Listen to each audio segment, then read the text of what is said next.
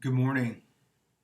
Just a reminder that the Vigil Mass will be at 4:30 tonight. We will have confessions available at 4 before Mass.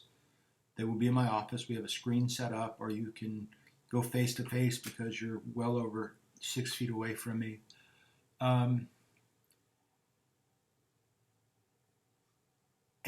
we really don't know how many people we're going to be able to seat in church because it depends. We know how many chairs we've set up, but if one person comes and sits in a cluster of two, that's one less person that can be there.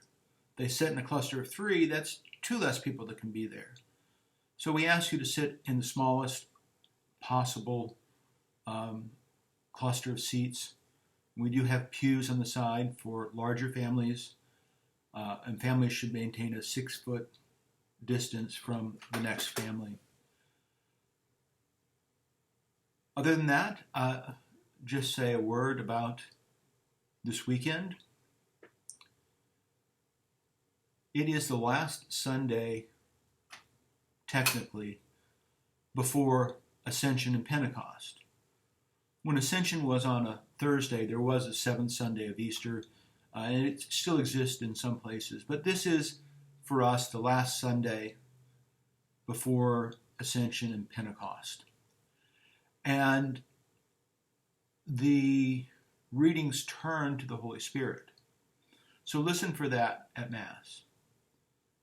In the first reading, Philip, if you remember Philip, he was mentioned last Sunday as one of the 7 deacons ordained to serve the Hellenist, the Greek-speaking part of the church. Well, the next thing we know, he's out in Samaria preaching. And he converts and baptizes the Ethiopian eunuch who had come to worship in the temple. And it's very exciting what's happening in the church. But the apostles find out, and they're not upset,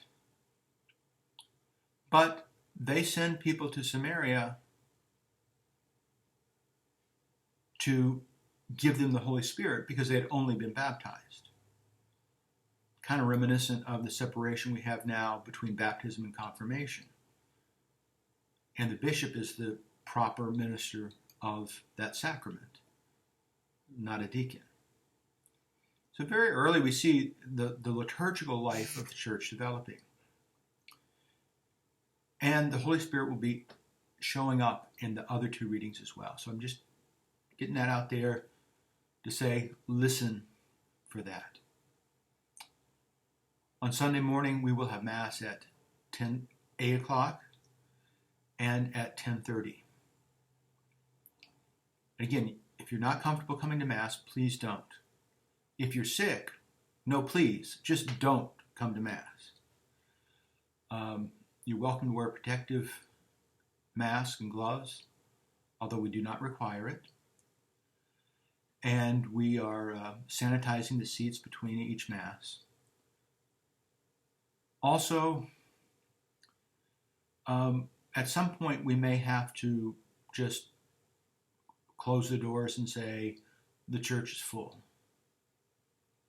because we have to do this safely. But we also have to do this.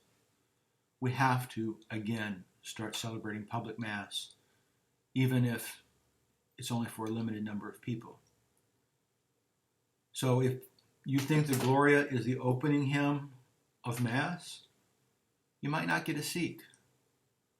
So come early. And also, if for whatever reason you don't feel safe coming to Mass yet, or there's not enough room, we will be giving out communion on the portico at 9 o'clock. Okay?